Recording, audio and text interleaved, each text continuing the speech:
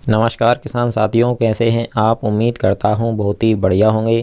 किसान साथियों, आज की वीडियो में हम आपको गेहूं की फसल के लिए ऐसा चमत्कारिक फार्मूला बताने वाले हैं जिसको अगर आप प्रयोग करते हैं तो आपसे आपके पड़ोसी किसान पूछेंगे कि आपने अपने गेहूं की फसल में क्या डाला है।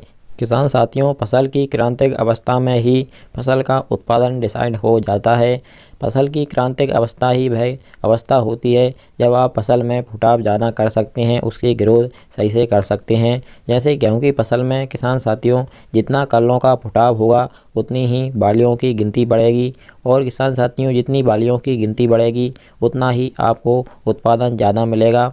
और इसी प्रकार से अगर आपकी गेहूं की फसल में इस समय पर ग्रोथ सही से नहीं होगी तो आपकी जो बालियां हैं उनकी भी ग्रोथ सही से नहीं हो पाएगी।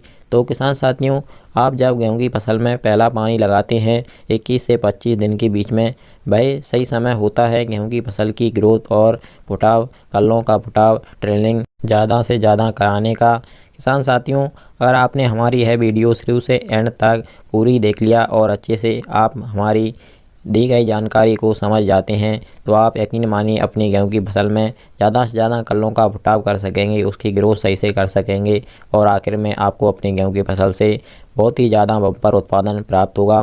किसान साथियों, पूरी जानकारी अच्छी तरीके से जानेंगे उससे पहले हमारा आपसे एक छोटा सा निवेदन है। जो भी किसान साथी हमारे चैनल पर यह वीडियो पहली बार देख रहे हैं या फिर जिन्होंने अभी तक हमारे चैनल को सब्सक्राइब नहीं किया हुआ है, वैसा भी चैनल को सब्सक्राइब कर लें, वीडियो को लाइक कर दें और ज़्यादा से ज़्यादा हमारे सभी किसान दोस्तों के साथ इस वीडियो को शेयर भी करें।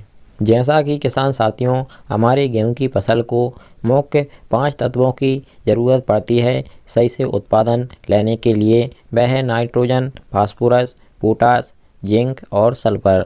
हमारे किसान भाई क्या करते हैं, नाइट्रोजन, फास्फोरस और पोटास की पूर्ति तो गेहूं की बिजाई करते समय कर देते हैं, लेकिन वह हमेशा एक गलती करते हैं, जिंक और सल्फर के बारे में वह नहीं सोचते हैं, जिसकी कमी से हमारे किसान साथियों का जो गेहूं की फसल का ट्रेलिंग, कल्लों का फुटाव है, बढ़वार है, ग्रोथ है और उत्पादन है, वह सही से नहीं मिलता है और हमारे किसान भाइयों को आखिर में निराशा हाथ में लगती है।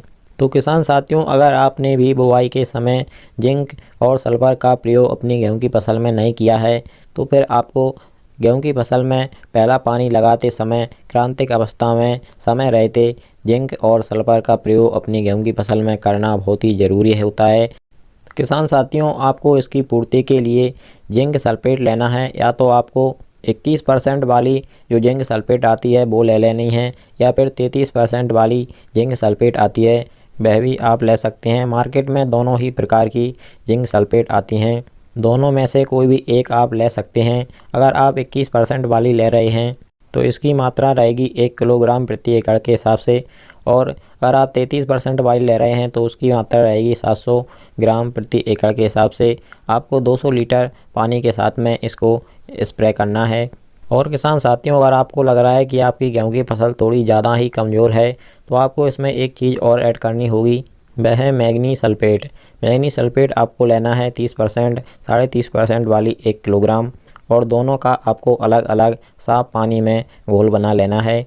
और किसान साथियों, स्प्रे के लिए भी आपको नाले वगैरह का पानी यूज नहीं करना है, आपको स्प्रे के लिए भी ताज़ा पानी का यूज करना चाहिए। और आखिर में किसान साथियों, दोनों का घोल बना करके दोनों को एक साथ फिर पंप में मिला करके आपको स्प्रे कर देना है। किसान साथियों, स्प्रे आप पहली सिंचाई करने के 24 से 48 घंटे पहले कर सकते हैं, आपको अच्छे परिणाम देखने को मिलेंगे।